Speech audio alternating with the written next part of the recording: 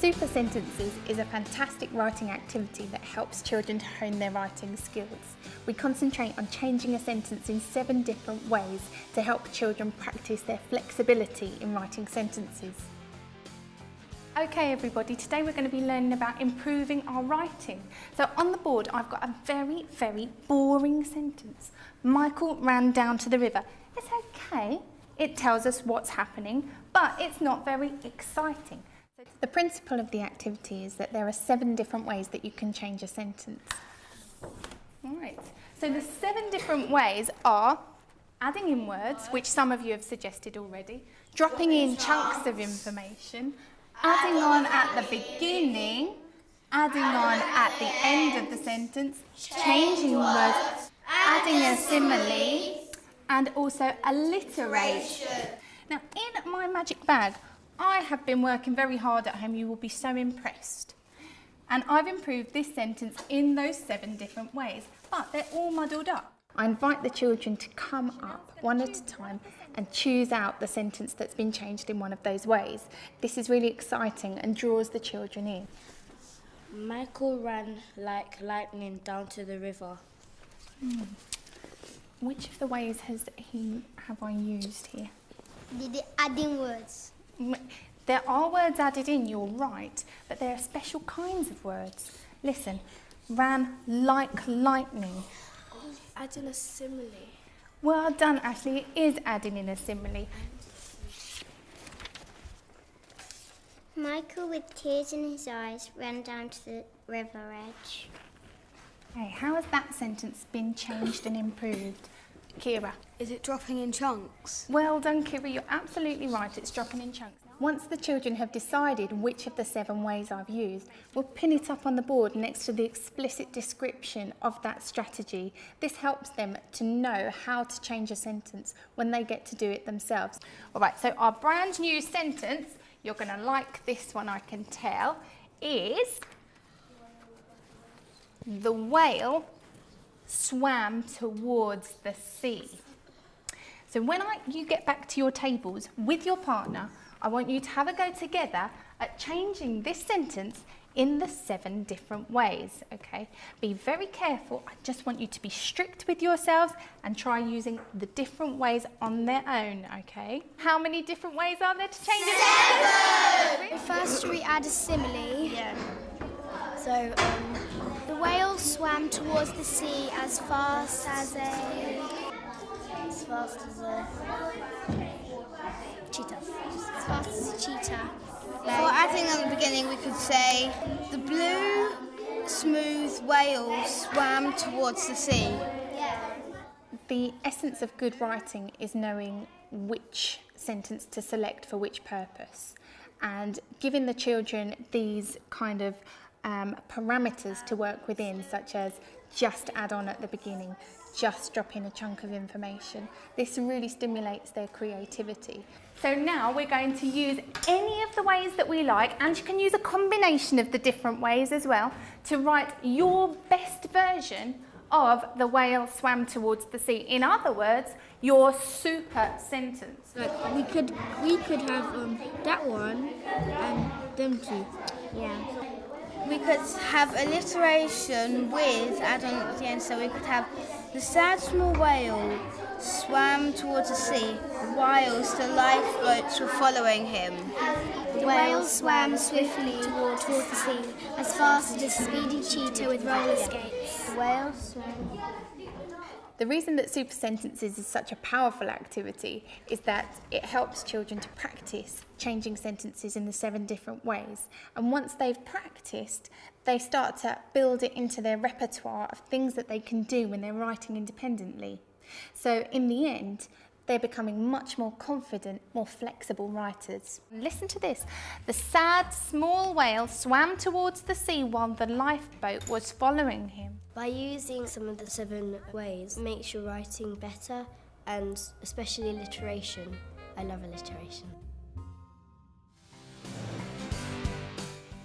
Wordscape is a multisensory approach that helps to stimulate creative thinking for writing. So this is the story of Tobias and the angel. Tobit was a farmer.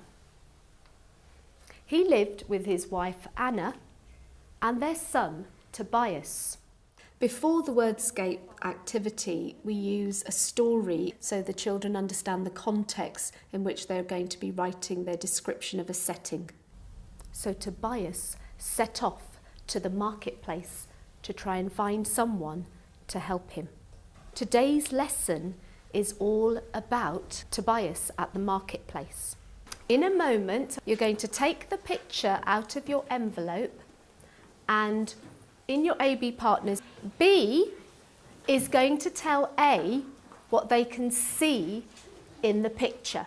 The reason why I get them to think about a modern shopping centre is because they have first-hand experience, so they have a starting point from which to talk about. Lift there, escalator there. I can see millions of people and a shop called Water Stores. In the I Can See activity, I start with the nouns and the children write the nouns down on the piece of paper. These are really important because they provide the vocabulary for the wordscape later. Right, we're going to move on to what I can hear. So see if you can write down 2 things that you would be able to hear in that shopping centre or marketplace. 2 things that you can hear. In the market I can hear some babies crying. Fantastic, so babies crying. Okay, if you've done 1 or 2 for what you can hear, see if you can move on to the next one. I can smell. I can smell. Once the children have generated the vocabulary based on a modern setting of a shopping centre, I'd show them some pictures of a Middle Eastern market. So we're going to look at what some of the differences are. Then we'd start to eliminate some of the modern features and vocabulary that they might have come up with. Escalators. Do you think Tobias would have seen escalators in his marketplace? No. Okay, so if you wrote something like that, like escalators, we might want to take that out for the next activity. So take out anything that sounds modern. Take out anything that sounds modern. When we're ready to start the Wordscape activity, it's important to move the furniture out of the way so that you've got a large open space for children to place their vocabulary on. On the floor, we've got a carpet of words. So Mrs. Sharma's going to be my partner. We're going to demonstrate to you how Wordscape works. I'm going to use the words that you have put on your sheets of paper to describe this marketplace to her. We're going into the market now. It's a really warm, hot day. The path's really sandy. It's got lots of rocks scattered around on it. You have to be careful to avoid them so that you don't trip up. There's a chicken. It's trying to avoid the horse's hoofs. It's running in between its legs. Now, you're going to have a go at this activity, and you're going to have a go a few at a time. I smell some dirty animals with oily fur. I see sand and hard rocks just with a different type of basket. Then I see some fresh rows of When the children walk around the marketplace, they're almost transporting themselves to that marketplace and are experiencing what it's like to walk through it. Walking around and they're not happy. The child that's got their eyes closed is listening to the description that their partner's giving them of the marketplace, and those images, once they stay in their minds, become ideas for them to use in their writing later.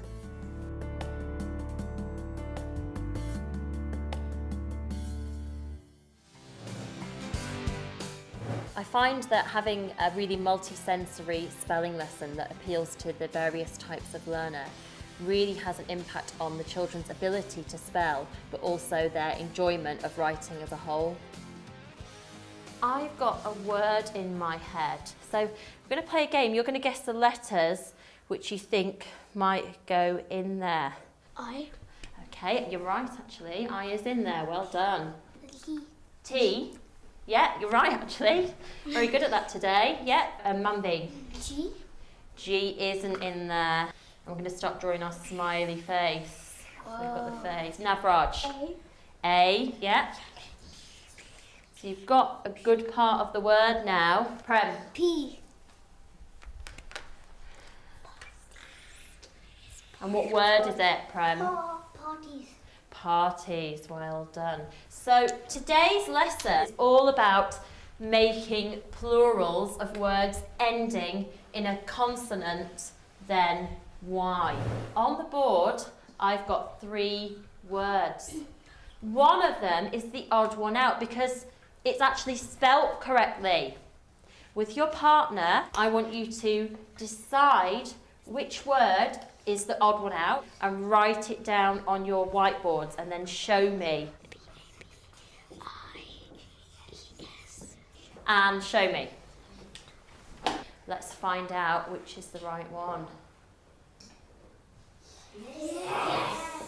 When I use odd one out with the children, I try to draw out the rule that we are working on that week. We have to take the Y away and then add the IES. And show me your boards. I'm really impressed with some of those rules you've come up with. Take away the Y and then add the IES. We're going to play a game now, and it's called Quiz, Quiz, Swap. What you're going to do is you're going to stand up with your words, and you're going to walk around the room and find a partner. So you say your word, and they spell it, okay? Then your partner will say their word, and you spell their word. If you both get the words correct, you spell them correctly, you can swap cards. Off you go. My word is ladies. L-A-D-I-E-S. What's your word? Pennies. P-E-N-N-I-E-S. The children really like this activity because they can move around the room and they can talk to each other, and they like the competitive element in trying to swap as many times as possible. Baby. B-A-B-Y. Thank you. Once we've played the game, a really good way to consolidate is for the children to put the target words into a word search. This provides them with an opportunity to practice writing out the key words and apply the rule. P-A-R-T-I-E-S.